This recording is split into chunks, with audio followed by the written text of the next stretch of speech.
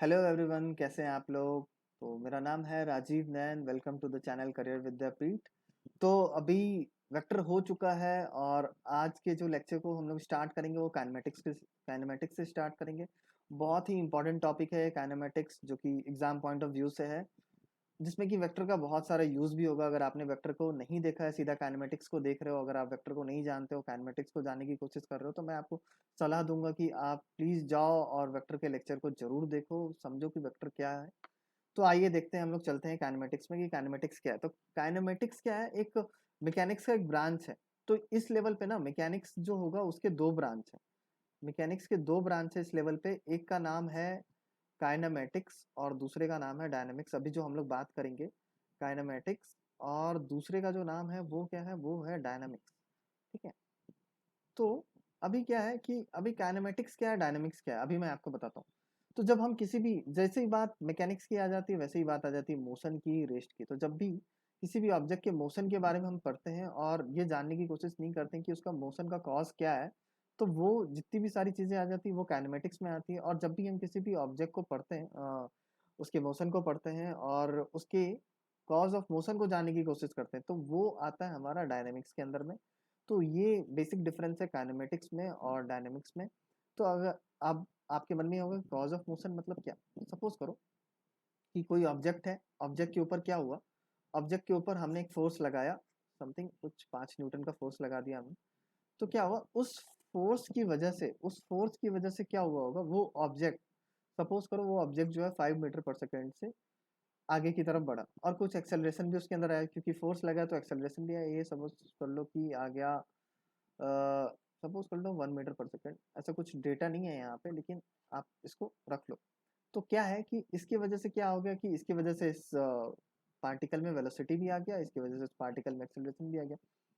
तो हम बस इस एक्सेलरेशन और वेलोसिटी वाले पार्ट को अगर हम देखते हैं, तो हम काइनेमेटिक्स में जाते हैं, काइनेमेटिक्स ब्रांच से डील करते हैं। लेकिन जब हम बात करते हैं फोर्स की, जब बात करते हैं कि किसकी वजह से ये आया, ये जो आया है एक्सेलरेशन और ये जो वेलोसिटी इस पार्टिकल में आई है, वो किसकी वजह से आई, कितने फोर्स की वजह से आई, या फोर्स की वजह से आई, हो सकता है टॉर्क की वजह से भी आई होगी किसी केस में। तो वो जब हम उसकी बात करते हैं तो हम बात करते हैं डायनेमिक्स की, और जब बस हम एक्सेलरेशन वेलोसिटी इनकी बात करते हैं तो हम बात करते हैं काइनेमेटिक्स की। एक ट्रिविया भी आपको बता दूं मैं। ट्रिविया ये है कि अगर किसी भी, सपोज करो ये वेलोसिटी है मीटर पर सेकेंड, ठीक है, ये वेलोसिटी है और एक्सेलरेशन क्या है, मीटर पर सेकेंड स्क्वायर। अगर किसी भी इसमें वेलोसिटी में सपोज कर लो, अगर जैसे ही किसी भी चीज में अगर आप मास को देख ले रहे हो ना, तो वो हो जाता है डायनेमिक्स। और किसी भी चीज में अगर आप मास नहीं देख रहे हो तो वो काइनेमेटिक्स का पार्ट होता है। सपोज कर लो अगर इसको हमने वेलोसिटी को मास से मल्टीप्लाई कर दिया, ये हो गया एमपी, तो ये क्या हो जाता है, आगे जाके पढ़ोगे, ये हो जाता है मोमेंटम। मोमेंटम, तो इसका ऐसा यूनिट क्या हो जाएगा, इसका ऐसा यूनिट हो गया आपको केजी मीटर पर सेकेंड। और ये इसको एक्सेलरेशन को अगर आप मास से मल्टीप्लाई कर देते हो तो ये क्या हो जाता है, ये हो जाता है फोर्स, और इसका यूनिट यूनिट हो जाता है केजी मीटर पर सेकेंड स्क्वायर। तो हम ये कह सकते हैं कि हाँ, ये जो हमारा मोमेंटम है ये क्या है, डायनेमिक्स है। और ये जो हमारा फोर्स है वो क्या है, वो क्या है, वो हमारा डायनेमिक्स है। लेकिन जब बात हम एक्सेलरेशन की कर रहे हैं, जब हम बात वेलोसिटी की कर रहे हैं, तो क्या है वो एक काइनेमेटिक्स है। वो काइनेमेटिक्स, जो मैकेनिक्स का वो ब्रांच है वो काइनेमेटिक्स है। और जब बात हम इसकी मोमेंटम या फोर्स या टॉर्क कुछ भी चीज कर रहे हैं जिसमें भी मास आ गया, तो हम बात कर रहे हैं डायनेमिक्स की। क्योंकि मास एसोसिएटेड है, तो मास के साथ क्या एसोसिएटेड होगा, उसका कॉज ऑफ मोशन भी एसोसिएटेड होगा। तो यहाँ तक क्लियर है कि काइनेमेटिक्स क्या है, डायनेमिक्स क्या है। तो अब बात करते हैं, क्योंकि बात कर रहे थे हम लोग काइनेमेटिक्स की, मोशन की, तो अब हम लोग जानते हैं कि रेस्ट और मोशन, ये दो जो टर्म है, रेस्ट और मोशन क्या है। कोई भी चीज कब रेस्ट में है, कोई भी चीज कब मोशन में है, ठीक है। तो इसको पहले हम पढ़ लेते हैं। क्या, when a body changes its position as time passes we call that a body is in motion. तो जब भी टाइम के साथ साथ अगर बॉडी, सपोज कर लो कोई बॉडी ए है, यहाँ पे है, कोई बॉडी है, पार्टिकल है, ए है, और वो टाइम के साथ साथ, ये सपोज कर लो 10 बजे 10 AM पे यहाँ पे है, और 10 बजकर 30 मिनट पे 10:30 AM पे ये बी पे आ गया। तो जैसे ही टाइम पास हुआ और इस पार्टिकल, पार्टिकल पी है, इस पार्टिकल पी ने अपना पोजीशन ए से कहाँ कर लिया, बी पे कर लिया, हम देख रहे हैं। तो ये क्या हुआ होगा, तो ये क्या हो गया, तो ये जब पार्टिकल ने अपना चेंज किया पोजीशन टाइम के साथ, तो हम लोग कह रहे हैं कि हाँ, ये पार्टिकल क्या है, मोशन में है। और अपना पार्टिकल 10-30 पे भी सपोज कर लो, अगर वो पार्टिकल ए पे ही रहता, यहीं पे रह जाता, अगर पार्टिकल ए पे ही रह जाता, तो इसने टाइम पास हुआ लेकिन अपना पोजीशन चेंज नहीं किया, तो ये क्या है, ये रेस्ट में। लेकिन motion is a combined property of object under study and the observer. तो ये बहुत इंपॉर्टेंट लाइन है, ऑब्जेक्ट अंडर स्टडी, जिसको हम लोग देख रहे हैं, और ऑब्जर्वर। ये रेस्ट और मोशन, ये सारी बातें किस पे डिपेंड हो जाती हैं, ये सारी बातें डिपेंड हो जाती हैं ऑब्जर्वर के ऊपर। कोई भी पार्टिकल है, रेस्ट में कब है, मोशन में कब है, एक ऑब्जर्वर बताएगा कि वो पार्टिकल रेस्ट और मोशन में कब है। सपोज करो, सपोज करो हम अर्थ पे हैं अभी, ठीक है, तो अभी हमारे रूम में जो है क्या है, एक सपोज कर लो एक जगह पे पार्टिकल, एक टेबल है, वहां पे एक बुक रखा हुआ, हम लोग देख रहे हैं कि हाँ भैया 12 बज रहे हैं, बुक वहीं पे है, 1 बज गए, बुक अभी भी टेबल पे है, 2 बज गए, बुक अभी भी टेबल पे है, पढ़ोगे नहीं, तो बुक टेबल पे रहेगा, तो वो रेस्ट में रहेगा। तो हमें क्या दिख रहा है, हमें क्या दिख रहा है, वो बुक क्या दिख रहा है, हमें दिख रहा है कि वो बुक किसमें है, रेस्ट में। ठीक है, लेकिन जैसे ही जैसे टाइम पास हो रहा है, उसने अपने पोजिशन को चेंज नहीं किया, तो हम लोग देख रहे हैं कि हाँ वो बुक क्या है, रेस्ट में। लेकिन एक एस्ट्रोनॉट है जो कि स्पेस में, जो कि इंटरनेशनल स्पेस स्टेशन पे हो सकता है, वो होगा वो, या फिर मून पे होगा, वो क्या देख रहा है, वो देख रहा है कि अर्थ मूव कर रहा है। जब अर्थ मूव कर रहा है तो अर्थ के साथ साथ वो टेबल भी मूव कर रहा होगा, साथ ही साथ वो बुक भी मूव कर रहा होगा। तो अगर आप एस्ट्रोनॉट से, अब अगर आप पूछोगे कि हाँ अंकल, हाँ सर, ये बता दो ये बुक जो है वो मोशन में है या रेस्ट में, तो एस्ट्रोनॉट बोलेगा हाँ ये जो बुक है वो क्या है, मोशन में। तो आप बोलोगे अरे ऐसा कैसे हो सकता है, मुझे तो रेस्ट में नजर आ रहा है। तो वो एस्ट्रोनॉट अपनी जगह पे गलत नहीं है, और आप भी अपनी जगह पे गलत नहीं हो। बात क्या है, बात है ऑब्जर्वर की, कि हम कहाँ से वो बुक को देख रहे हैं। अगर हम उस रूम में बैठ के बुक को देख रहे हैं तो वो बुक रेस्ट में है। लेकिन हम इंटरनेशनल स्पेस स्टेशन में जाके उस बुक को देख रहे हैं तो मोशन में, क्योंकि अर्थ क्या है, मोशन में। तो बात यहाँ पे सीधे सिंपल हो गई कि ऑब्जर्वर जैसा देखता है उसको वैसे दिखेगा। ठीक है, there is no meaning of rest and motion without the viewer. सही बात है, अगर कोई व्यूअर ही नहीं है तो कोई मतलब नहीं हो जाता ना रेस्ट और मोशन का। अगर रेस्ट है, मोशन है, तो एक व्यूअर के रिस्पेक्ट में है, उसको देखने वाले के रिस्पेक्ट में। सपोज करो एक ट्रेन चल रही है, और एक ट्रेन चल रही है, सपोज कर लो यहाँ पे, और एक आदमी यहाँ पे खड़ा है और उस ट्रेन को देख रहा है। यहाँ पे एक चोर आया और इसने जो है क्या किया, गन जो है पैसेंजर्स के ऊपर इसने लगा दिया, और उसने बोला कि हाँ भाई स्टैंड स्टिल, खड़े हो जाओ अपनी जगह पे जहाँ पे हो। तो ये आदमी कह रहा है बड़ा पागल चोर है यार, ये ट्रेन इधर सपोज करो इधर डायरेक्शन में मूव कर रही है, ट्रेन तो मूव कर रही है, स्टैंड स्टिल कैसे हो गया। लेकिन ये ऑब्जर्वर इस पैसेंजर को क्या देख रहा है, वो ऑब्जर्वर, ये रॉबर क्या है, रॉबर देख रहा है पैसेंजर को कि हाँ ये क्या है, रेस्ट में, ये पैसेंजर है, और ये क्या है, ये है मैन। तो रॉबर देख रहा है कि दोनों पैसेंजर क्या है, रेस्ट में है। लेकिन ये मैन क्या देख रहा है, ये मैन देख रहा है कि ये ट्रेन क्या है, आगे की तरफ बढ़ रही है। तो दोनों ही अपनी जगह पे गलत नहीं है। तो ये पैसेंजर रेस्ट में है इस रॉबर के रिस्पेक्ट में, रॉबर रेस्ट में है इन दोनों पैसेंजर्स के रिस्पेक्ट में। लेकिन ये रॉबर क्या हो रहा है, मोशन में है इस मैन के रिस्पेक्ट में। तो इसके लिए क्या कर दिया गया कि इसको पढ़ने के लिए हमने to locate a position of a particle we need a frame of reference, मतलब कि किस जगह से हम उसको देख रहे हैं। तो ये मैन देख रहा है, मैन ये देख रहा है कि हाँ ये पूरी ट्रेन क्या हो रही है, पूरी ट्रेन का डब्बा क्या हो रहा है, अपने पोजीशन को टाइम के साथ बदल रहा है। तो जाहिर सी बात है इस ट्रेन के डब्बे का ही पार्ट है ये रॉबर और ये दोनों पैसेंजर। तो वो भी अपने टाइम के साथ साथ उस पोजीशन को चेंज कर रहे हैं। तो ये क्या है, ये मोशन में है मैन के रिस्पेक्ट में, लेकिन रॉबर के रिस्पेक्ट में ये पैसेंजर क्या है, रेस्ट में है। रॉबर के रिस्पेक्ट में मैन मोशन में, मैन इधर की डायरेक्शन में जा रहा है। ठीक है, हम लोग बट जब छोटे थे अपने पापा से अक्सर सवाल पूछा करते थे, ट्रेन में जाते थे, तो पापा ये जो ट्रीज है वो पीछे की तरफ क्यों जा रही है।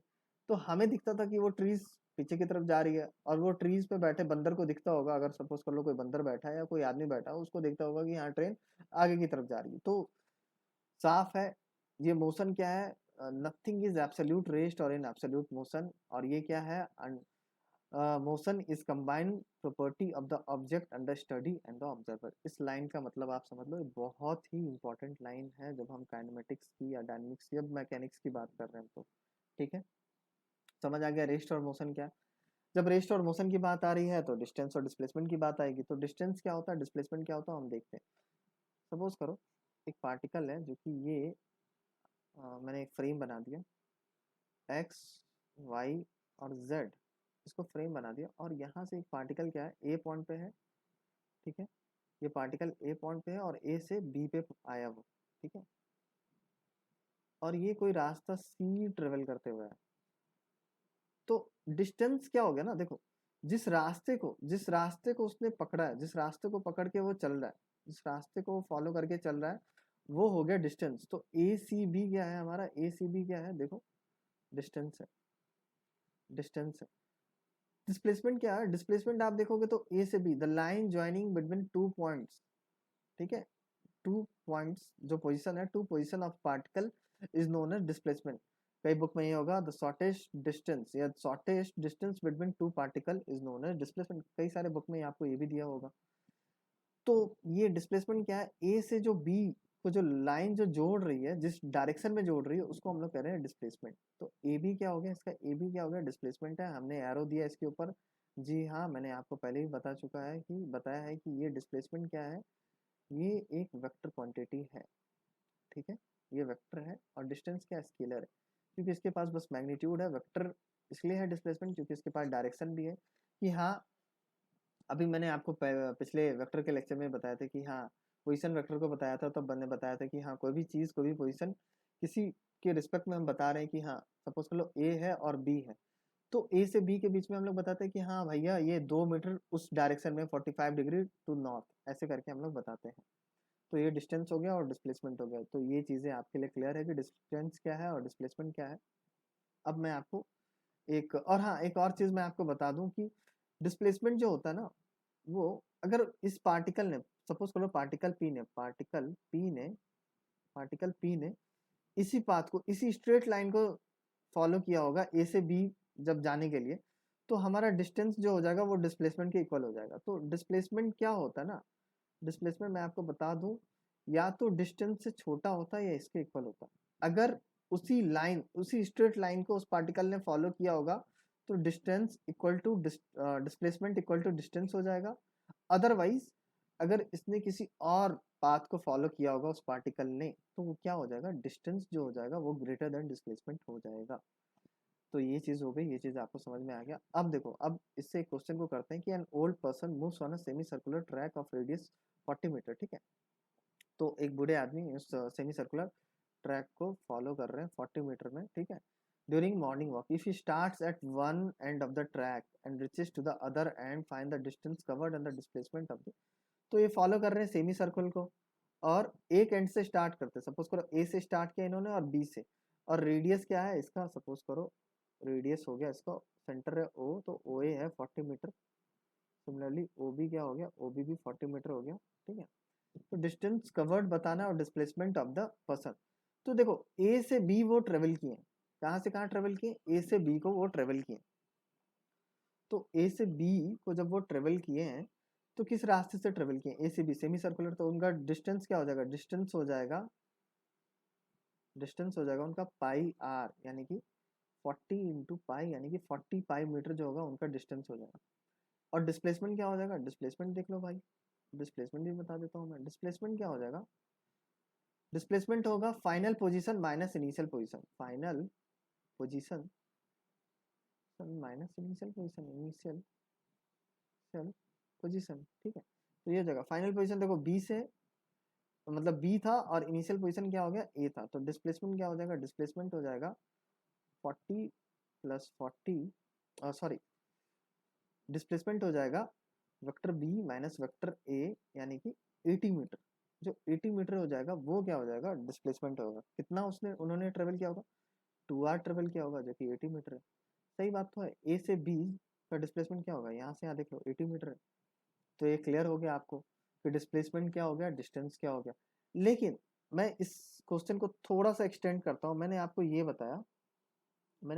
बोल दिया कि वो जहां से स्टार्ट करते वहीं पे आ जाते हैं। वो ओल्ड मैन जहां से स्टार्ट करते वहीं से, ए से उन्होंने स्टार्ट किया और ए पे ही आ गए, तो डिस्टेंस क्या हो जाएगा उस केस में, डिस्टेंस क्या हो जाएगा, डिस्टेंस हो जाएगा उनका 2 पाई आर, यानी कि 2 × 40 पाई मीटर, यानी कि 80 पाई मीटर। लेकिन डिस्टेंस क्या हो गया, डिस्प्लेसमेंट क्या हो गया, बताओ डिस्प्लेसमेंट आप बता दो क्या होगा। डिस्प्लेसमेंट जो उनका हो जाएगा ना, देखो फाइनल पोजीशन भी यही है और इनिशियल पोजीशन भी यही है, तो डिस्प्लेसमेंट क्या हो गया 0 मीटर। जी हाँ, तो डिस्प्लेसमेंट हमारा उस समय क्या हो गया 0 मीटर। तो अगर किसी क्वेश्चन में सपोज कर लो ये दिया हुआ है कि कोई पार्टिकल है उसका डिस्प्लेसमेंट 0 मीटर, तो हम कह सकते हैं कि वो पार्टिकल रेस्ट में है? नहीं। अगर उसका डिस्प्लेसमेंट 0 है तो हम ये नहीं कह सकते हैं कि वो रेस्ट में है या मोशन में, क्योंकि जब तक अगर उसका डिस्टेंस दे दिया, सपोज करो उसका डिस्टेंस भी 0 मीटर हो गया एक टाइम इंटरवल में, तब हम कह सकते हैं कि हाँ ये पार्टिकल क्या है, रेस्ट में। लेकिन अगर सपोज कर लो डिस्टेंस दे दिया इसी तरीके से 85 मीटर इन्होंने डिस्टेंस दे दिया और डिस्प्लेसमेंट 0 मीटर दे दिया, तो हाँ ये पार्टिकल मोशन में है। और 0 मीटर डिस्प्लेसमेंट होने का मतलब ये हो गया कि जो फाइनल पोजीशन है उस पार्टिकल का वही उसका इनिशियल पोजीशन भी था, इसलिए इसने डिस्प्लेसमेंट 0 हो गया। ठीक है, अब बात करते हैं हम लोग एवरेज स्पीड की और इंस्टेंटेनियस स्पीड की। तो average speed of a particle in a time interval is defined as the distance travelled by the particle divided by the time interval. If the particle travel distance s in time interval t1 to t2, the average speed is defined as ये s upon t2 minus t1। सही बात है। अब suppose करो कि कोई particle क्या है t1 टाइम पे यहाँ पे, हम स्पीड की बात कर रहे हैं, इस बात को याद रखना, वेलोसिटी की बात नहीं कर रहे हैं, वेलोसिटी की बात आगे करेंगे। जैसे ही बात स्पीड की होगी वहां बात डिस्टेंस की होगी। कंफ्यूज मत होना कि डिस्प्लेसमेंट से तुम स्पीड एवरेज स्पीड नहीं निकाल सकते हो।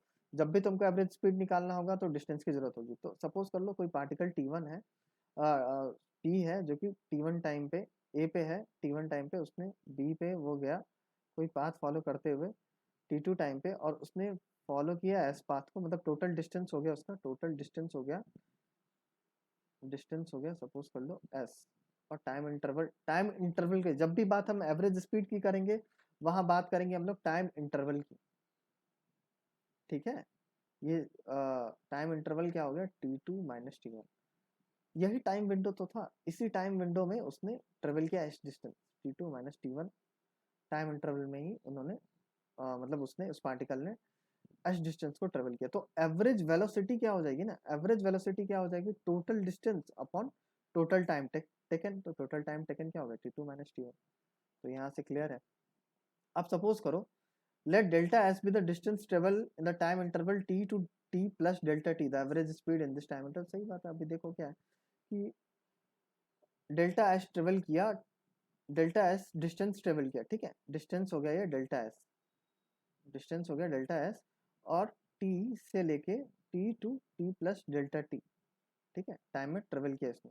तो हमारा एवरेज स्पीड क्या हो जाएगा, वी एवरेज जो हो जाएगा वो हो जाएगा delta S upon T plus delta T minus T. तो ये टी चला गया, तो जो हमारा एवरेज स्पीड आ गया वो आ गया delta S upon delta T.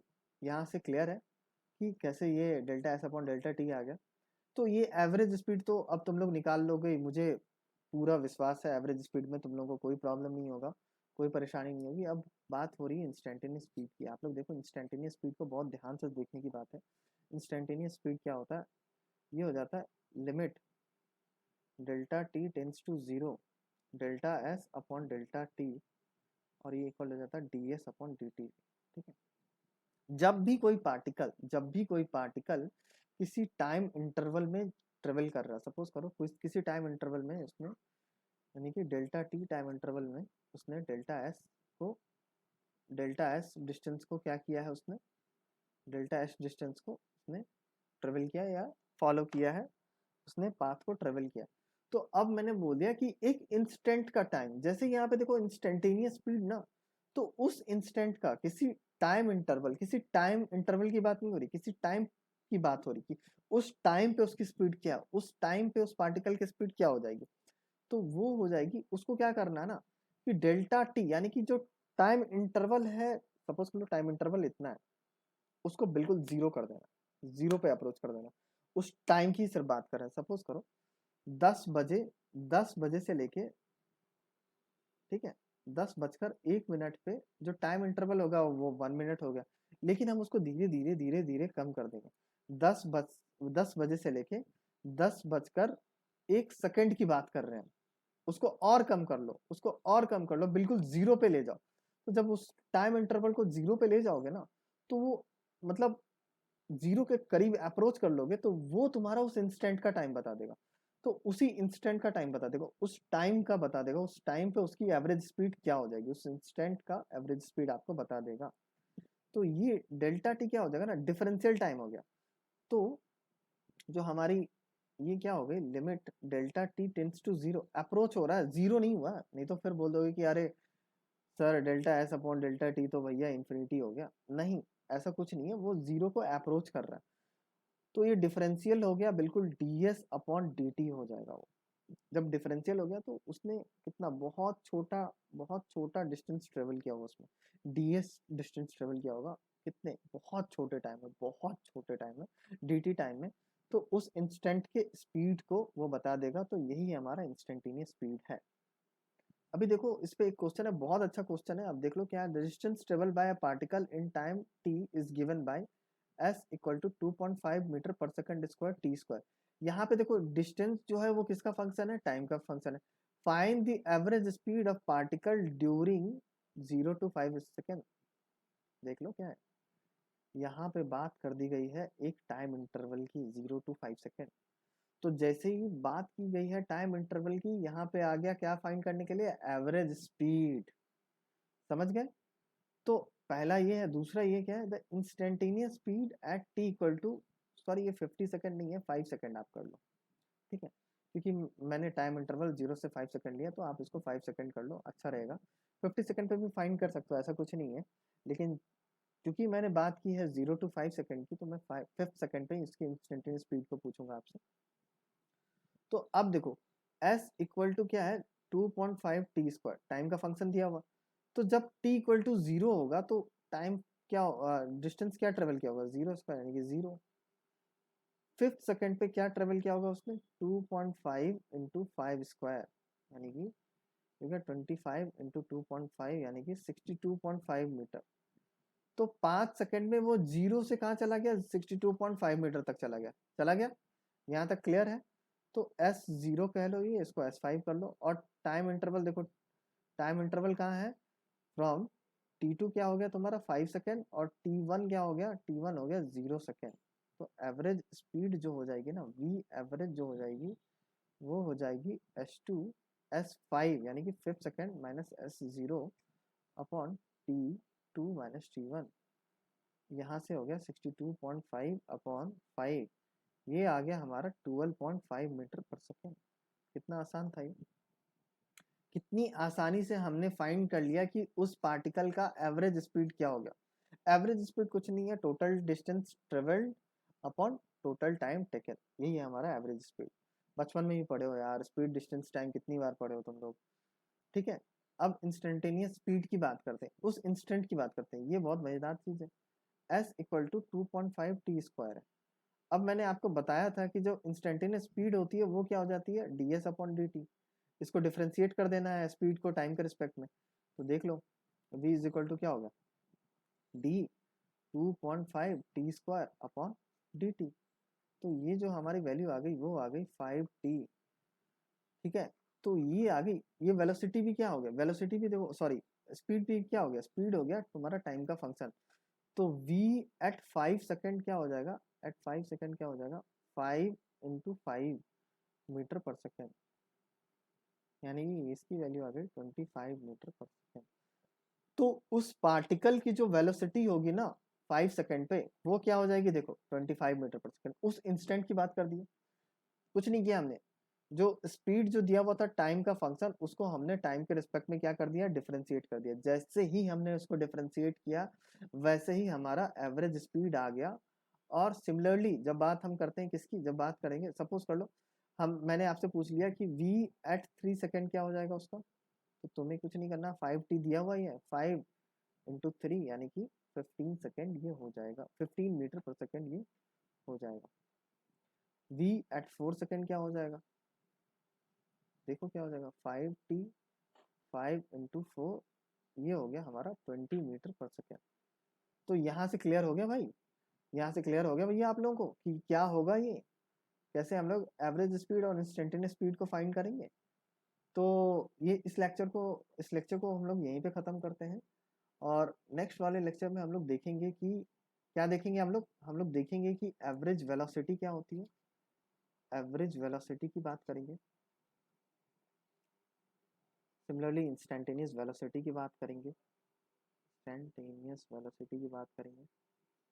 बहुत मज़ेदार टॉपिक है काइनेमेटिक्स, बहुत मज़ा आएगा आप लोगों को पढ़ के। तो thank you very much, like करिएगा वीडियो, आपको अच्छा लगा हो तो सब्सक्राइब ज़रूर करिएगा इस चैनल को। अगर आप न्यू हो, अगर आप नए हो, देख रहे हो, तो आप मेरे पुराने वीडियोस को भी देखोगे, तो वहाँ पे मैंने आपको वेक्टर बताया है। तो thank you very much, like करिएगा, सब्सक्राइब करिएगा चैनल को। आगे मैं बहुत सारी चीज़ों को लेके आऊँगा, motion in 1 dimension, motion in 2 dimension, motion in 2 dimension में ही आपको बताऊँगा मोशन इन प्लेन क्या होता है। तो और भी चीज़ों को हम लोग देखेंगे, समझेंगे कि क्या चीज़ें होती हैं। Thank you very much.